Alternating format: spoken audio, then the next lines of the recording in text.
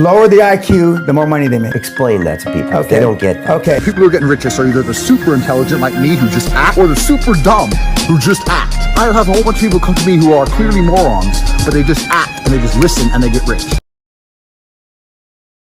Most people, they think of success like a movie montage. What do they show? They show Rocky taking a fight. They show Rocky running in the snow. They show him in the shed lifting some fucking rocks and like bench pressing sheep over his fucking head and all kinds of crazy shit. And went out and beat the shit out of fucking Drago. But it's not reality. But that's how people look at success. They look at it like you do a few things. I fucking ate right for 3 days. Why am I not a fucking fitness model? I did my tasks that I needed to do. I sent 5 emails. Why am I not running a $10 million company? Because they don't understand what mastering the monotonous means. It means doing the shit that most people are too fucking undisciplined to do day in and day out to the best of your ability. You have to literally visualize the connection between what you're doing on a day-by-day basis, aka the monotonous, with what you're wanting. What would each of you tell your 17-year-old self? I would tell you that if it hurts, you might be doing the right thing. Go find pain, whether it be from physical pain or fear. If you think something is going to hurt or it's scary to you, that's probably what you should be doing. Whether it's going to the gym, if it's going to talk to that girl that nobody else will go talk to because she's too pretty.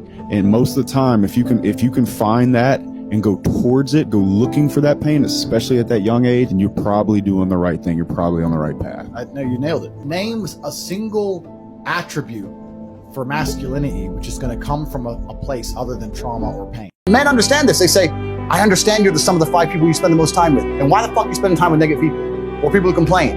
Or unhappy people? Or unlucky people? Or negative people? Stop talking to them. It's a reality you have to curate. And when you get your shit straight, it affects your entire life. Why are you friends with these losers? Then you're accepting what you're gonna be. I love winners. I love winners. Show me a winner. I love winners all day long, my friend. That's who I want to be friends with. Winners. That's who I want to be friends with. I don't want to be friends with anybody else. I don't see the advantage to it. And that's how I've always created my life, and it's served me very, very well. And I refuse to accept anything else because negative energy is extremely sticky. If you have friends who are talking negative shit, try and fix them. It's your duty. But if they're sticking to their negative narrative, you don't have a responsibility to them to a degree to sit there and allow them to pollute your life. Because that's what they're going to do. You have to get to a point where it's like, goodbye. We are winners. All we do is fucking win. Oh, the Matrix attacks us. You think I need YouTube? You think I need YouTube? Get fucked. When the alarm clock goes off, you get up, you get out of bed, and you go do what you're supposed to do. I don't care how it feels. I don't care if it's easy or hard. It doesn't even matter to me. It's just a reaction, it's a discipline, and it's life. And that's the way I choose to live my life. I love the idea of one day, perhaps in 50 years from now, one of my sons doing a stream about me, telling the things I used to say and how I had an impact on the world. Think about how the world is going to be in 50 years when they say, remember when Top G first came and he's the reason I got rich and he's the reason I went to the gym and they tried to ban him but they couldn't. The story of Top G and the story of me is going to be a long and very, very interesting one.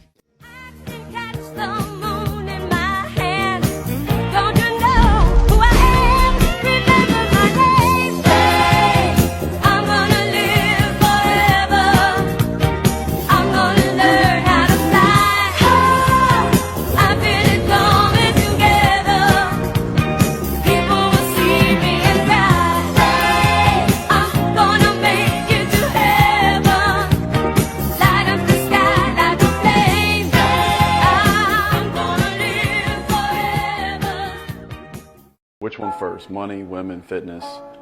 Fitness. You must get fit. It's the most important thing you can do. And the reason why it's so important is because if you get yourself in shape, you're going to be able to respect yourself more, which means people respect you more. You oftentimes treat people how to treat you. You manage people and how to treat you. If you start by gaining shape, you can naturally respect yourself more. People will naturally respect you more. They'll think you're smarter. They'll think you're more disciplined, and for that reason, they will respect you. Fuck clubs, fuck partying, fuck trying to fit in and socialize, rub elbows with everybody so people can stop calling you weird. Why are you so antisocial? Because I'm trying to get it. Why are you staying on the basketball court so much? Because I'm trying to get it. Why are you out there practicing in the hot sun when ain't nobody else out there? Because I'm trying to get it. Why are you not clubbing? Like every time I text you and invite you to go do something fun and cool, you always studying? Because I'm trying to get it. Nothing is more dangerous than a man who healed his wounds on his own. That man has had more conversations with his mind than he has ever had with any human. I'm gonna be real with you. Your family's not going to understand it. The people in your hometown aren't going to support you. And no one's gonna believe in you until you have something to show for it. That's just how it is. So when you start, do it for yourself. I have never met anybody who became incredibly successful in any area of their life until they had suffered and sweated and sacrificed and kept their focus and fought through tears and trials and tests. And if you have a dream and you commit to it, it will come to pass. Imagine being a quitter. Imagine being that guy. Like you join something, you can see it works, you can see it's good, you see other people having success, and then you go, this is hard and quitting. Imagine being a quitter. I've never been a quitter. I don't understand these people. Rabbit runs faster than the fox because the rabbit is running for his life while the fox is only running for his dinner. That's a quote from Richard Dawkins. And most of you are moving too slow to get what you want in life. You have no sense of urgency, and that's why you are where you are. You have to act like a man destined, a man with purpose. Figure out what that purpose is and run for your life. Did God create man for you to sit on your ass and be lazy? Did God create man for you to be weak fuck? Is that why he made you? If you think it is, then you could sit there and suffer the consequence of being a fucking lazy fuck and being unlucky your entire life. But if you understand that that's not why he made you, that's not why you're here, that you have a duty, a masculine imperative to be the best possible version of yourself, then God's going to be happy with you. That's how it works. If you want to be great, you want to be the baddest motherfucker ever at what you do, you're going to be misunderstood by everybody because you're going to be so fucking obsessed and so driven to get there. That's what it takes. It takes every second of your fucking life. Anybody says balance? Yeah, balance is important for a lot of fucking people. It is. But if you want to fucking go to that edge where people do not like you, don't understand you, question everything you fucking do, you have arrived. Smile, you weak ass pussy. Stop holding back. Get angry. Get mad. Get rightful. You can do more. Stop holding back. It's time to lose control. Take all your fucking problems, shove them up your fucking ass. We're living in a comfortable world now where people think, oh, it doesn't matter, it doesn't matter. But you know what? To some degree, it does matter. It does matter, and I'll tell you who it matters to. It matters to your soul, and it matters to God. I stand in the mirror with a pure heart. I know I am the best version of me that could possibly ever exist. I know that God is proud of me. There's nothing that God hates more than sloth and laziness. If God were to create a man and that man were to sit around and do fuck all, God will frown upon you. It's why you're never lucky. If you're listening to this and you think I'm never lucky, I'll tell you why, because God dislikes you because you're fucking lazy. Start to work. Start to show God the beauty of his own creations. You'd be amazed how lucky you'll become. Wow. God is unhappy with these people. And inside their hearts, they're unhappy. We talk about depression, anxiety, all those things you mentioned earlier on this podcast. That comes from self-loathing. You loathe your own weakness. You loathe your own laziness. This is what all of these things are. I don't feel depression. How can I feel depression when I'm the most powerful version of me that I could ever fucking be? How can I feel depression when I could squeeze my own hand hard enough to break my own bones? How can I feel depression when I've smashed and destroyed 68 people's faces in front of me, men who thought they could test me in fair combat? How can I feel depressed? It's impossible. Do you understand? When you get to the point where all you want to do is be successful, as bad as you want to breathe, then you'll be successful. And I'm here to tell you, number one, that most of you say you want to be successful, but you don't want it bad. You just kind of want it. You don't want it badder than you want to party. You don't want it as much as you want to be cool. Most of you don't want success as much as you want to sleep. I asked for strength, and God gave me difficulties to make me strong. I asked for wisdom, and God gave me problems to solve.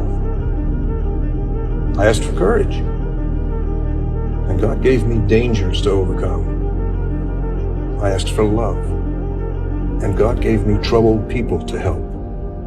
my prayers were answered.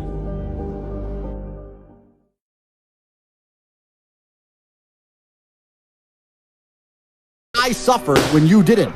So you're not my equal because you decided not to suffer. You have enjoyed comfort when I haven't, and that's fine, but don't expect me to look at you as my equal because you're not. Why would I put myself through hell to be me and then meet someone who didn't put themselves through hell and then treat them like my equal? No, fuck you. Yes, yes, yes, yes! Yes! You're doing it! You're giving it everything you got! You got this! Don't you stop! Don't you ever fucking stop! Keep going! Keep fucking going! Give it everything you got! Keep going! Don't you give up! Don't you dare fucking give up on yourself! You find the way! Find your way! Keep going! You can't stop now! Don't stop! You are unstoppable! Bog je dobar. Amen. I bez obzira što se događa u ovom svijetu i u kakvim god se mi okolnostima nalazili, Bog je isti jučer, danas i zauvijek. Božja riječ kaže da mi živimo prema onome što vjerujemo, a ne onome što vidimo. I život po vjeri se ne oslanja na emocije ili na ljudsku logiku. Život po vjeri je odluka da se pokoriš Božje riječi, da na nju kažeš amen, a ne na dijagnozu svijeta. Da kažeš ne strahu, ne depresiji, ne toj slici nedostatka i neuspjeha. Da jedino što vidiš su Božje obećanja i ništa drugo. I to je odluka koju moraš napraviti ako želiš vidjeti proboj tamo gdje su ti vrata dugo bila zatvorena. Ozdravljenje tamo gdje je bolest, sloboda tamo gdje je ropstvo. Haleluja. I naš Bog je Bog koji put stvara tamo gdje ga nema, koji čini čudesa koja ne može objasniti nitko i koji riječ svoju držiš, a njegova riječ je živa i djelotvorna i sposobna da promijeni svaku tvoju okolnost. Haleluja! I zato pjevaj! Takav je naš Bog! Amen!